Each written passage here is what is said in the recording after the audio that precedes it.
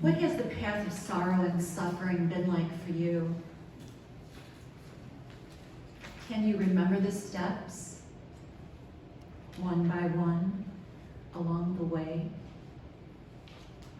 A teenage heartbreak, a move from a beloved neighborhood or home, a lost job, an estrangement in a relationship, a loved one's illness, a loved one's death. What were those times like? What might they be like now for you? You know those times deep in your heart. They're gray and heavy and very weighty. They're tear-filled and painful and silent. Did anyone accompany you? Can you bring that person to mind? Remember the story of the cannonball shattering Ignatius's leg and upending his life, his lofty dreams, his goals, his thoughts of grandeur. John and I met in a choral group in the mid-'80s. He was one of the smartest men I knew, a real Renaissance man. He was a physical fitness buff. He was a judo master, an aficionado of all things Korean and Japanese, even though he was German. He was a musician, a singer, a banjo player, an accordion player, a piano player, and a technology specialist by day at Northwestern University. And when my daughter came along in 1989, Katie became the apple of his eye, and he was a good dad. I was sitting on my living room couch that March evening in 2014, papers strewn over the table and the couch, because I was working on another paper for Loyola University, when John said bye and left for his judo class. And he never returned. A sudden and deadly heart attack took him away from my daughter and I that night, and a cannonball ripped through our hearts.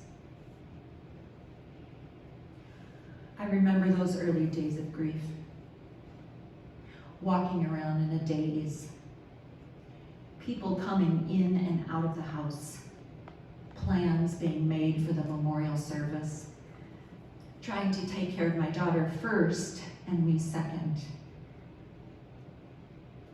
Like Ignatius on his bed of convalescence, I screamed, "Why me?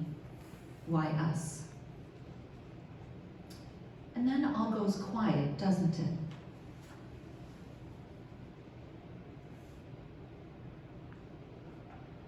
And then Nancy, a parishioner from our parish, who I was not close to. She was actually closer to my husband because she was in his choral group. She came and she left flowers and a note on my doorstep. "Let's go for a walk," the note said.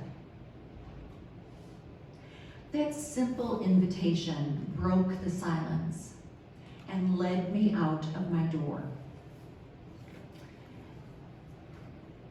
And Nancy and I are friends to this day. Do you have Nancys in your life? Can you think of some of those people now? And have you been a Nancy for someone in his or her time of grief and time of loss? I know by just looking around this room that this room is filled with Nancy's. It's the phone call. It's the little note. It's the text, I'm thinking of you today. After a recent loss that I've had, one of my friends, who's much younger than me, said, would you like a cheering note now and again? I said, sure. And it's been beautiful. It's the meal at the doorstep. It's the lunch date. It's, even if you don't want to go, the invitation. And I know this room is filled with these stories. There are Nancy's among us. And whether living through a loss or accompanying someone through a loss, you are different because of those experiences. Those dark, paschal places of grace. You have become a person you could not have become without these experiences, is what I'm thinking.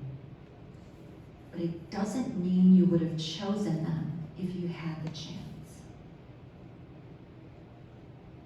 And have you ever thought about God being one of those Nancys for you? That ultimate Nancy who has accompanied you through the storm. God who took your hand in the darkness, like the poem said, supported you as you stumbled, cried with you in those dark nights. When did you realize that God was with you?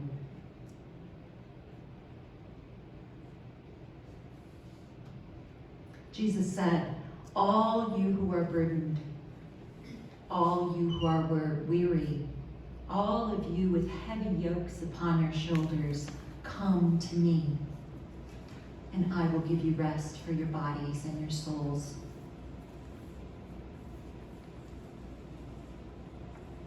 Sister of Notre Dame, Melanie Swoboda of Chardon, Ohio, says, Jesus knew about yokes and knew that yoke was a frequent symbol of bondage.